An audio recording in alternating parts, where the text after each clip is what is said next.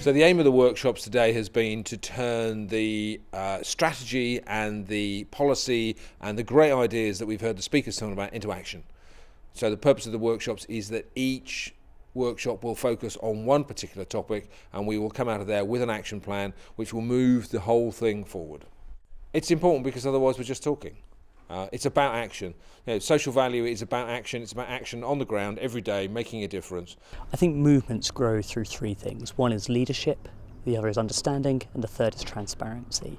And it's organisations such as Landmark who are trying to lead the way, who are trying to raise understanding of how social value can fit in with what they do. It's been really beneficial at this workshop to have a chance to meet people in the workshop environment where we can actually discuss things and actually share views, because we've spent one day listening to a lot of really interesting speakers, but we've really not had a chance to question that and debate it amongst ourselves, and that's what the workshop situation is really helping us to do.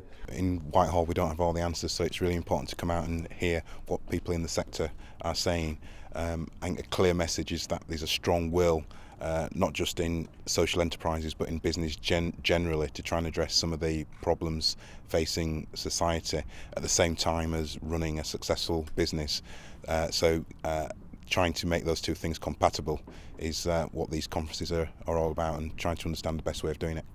We've agreed within our particular setup the aspect where the supply chain can only do so much. The top-down approach requires and puts the right behaviours in the right place. There's only so much suppliers can do by pushing up from the bottom.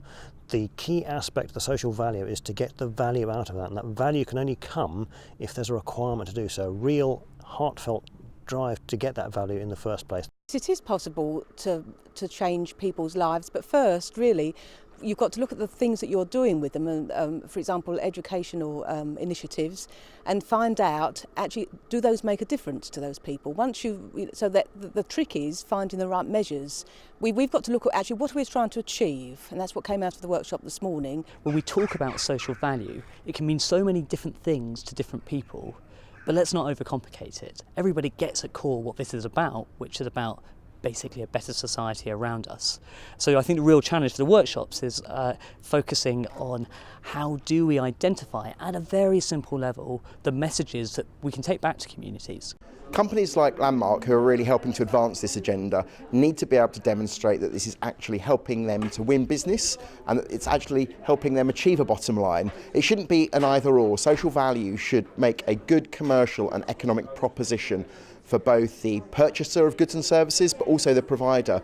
This is about actually creating much greater sustainability in the relationships we have within society, and organisations like Landmark are doing remarkable work.